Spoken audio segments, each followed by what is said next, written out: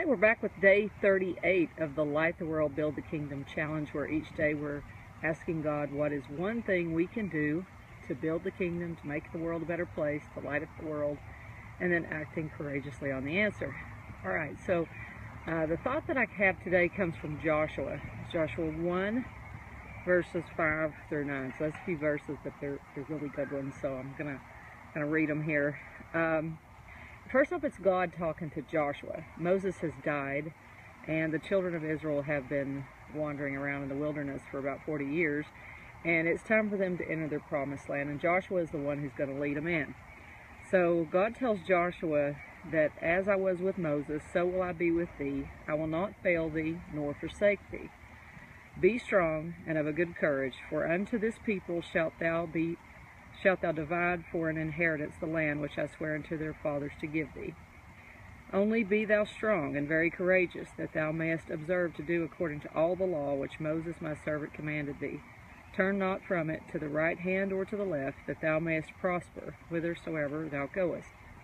Okay, so the way I got led to this verse is I was actually praying about my own situation. As you know, I've been through a lot of loss lately, and things have been reset and everything, and I was led to some different passages on how the Lord prospers us, how we can actually access the Lord's prospering power, and that He really wants us to prosper. He wants to bless us, but there are times when we are not living in a way where we're accessing. It's almost like a set of divine laws, and if we are not in alignment with those divine laws, we don't reap the blessings. For every law, there's a blessing associated, and if you keep the law that associates with that blessing, you get the blessing. So I'm not saying that everything bad that happens in our lives is because we've broken some law. I'm not saying that. But what I did notice is that the Lord promises to prosper us, and here He gives a formula for how to do it. Because I think everybody wants to know, how do you prosper? How do you bounce back from a setback? Can you bounce back? You know,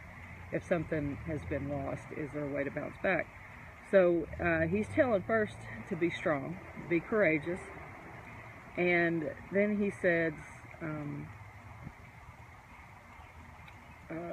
turn not from it. He's talking about the law of Moses. So while we don't keep all the law of Moses, the 10 Commandments are a pretty basic way to live in happiness. We keep the commandments of God, those 10 Commandments. We're going to bring some prosperity into our lives. This book of the law shall not depart out of thy mouth, but thou shalt meditate therein day and night, that thou mayest observe to do according to all that is written therein. For then thou shalt make thy way prosperous, and then thou shalt have good success. I believe that's one of the few times in the Bible, it may be the only time in the Bible, you see the word success. So if we meditate on the Word of God night and day and live according to what it says, we're promised to prosper and have good success. Okay. And then He says, have not I commanded thee, be strong and of a good courage, be not afraid, neither be thou dismayed, for the Lord thy God is with thee, whithersoever thou goest. So, the Lord wanted to prosper them. And I was looking at the cycle of the children of Israel. They were led into Egypt originally to protect them from a big famine. Joseph of Egypt, who was sold into Egypt, they came to live with him, and then in time Pharaoh enslaved them, and they were in slavery for 400 years, and then they sent Moses to deliver them. God sent Moses to deliver them, and then they're not ready. They can't handle the law that Moses brings down from Sinai at the first time, a higher law. So he breaks the 10 Commandments and goes back, and he gets more of this nitpicky, I call it nitpicky law. The law of Moses was really a lot of do's and don'ts, little things that they needed to live by, because they need to be schooled. They didn't know how to live in freedom, I think is really what it was. They didn't know how to live in where they weren't in bondage or weren't constantly told what to do. So God had to tell them every little thing to do. And then once that generation died off that had that slavery mindset, and didn't know how to live in freedom, then their children were able to go in, and God was able to prosper them.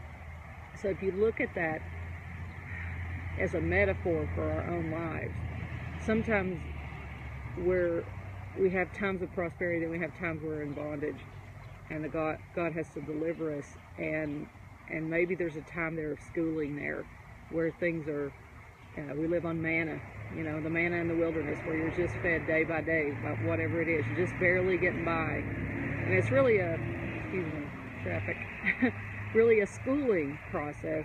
But there comes a time where He wants you to have more than that. It's not about constantly staying in the manna state. And I think when you get stuck in that manna state in your head, you start to think, well, this is all there is, and I just got to get by day.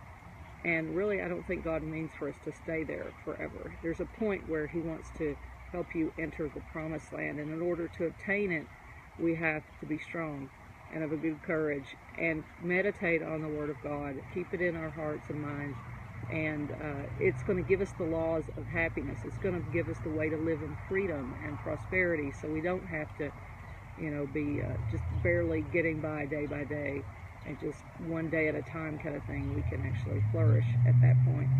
So anyway, it's a cool metaphor, I think. I hope you'll join me for the rest of the 90-day challenge.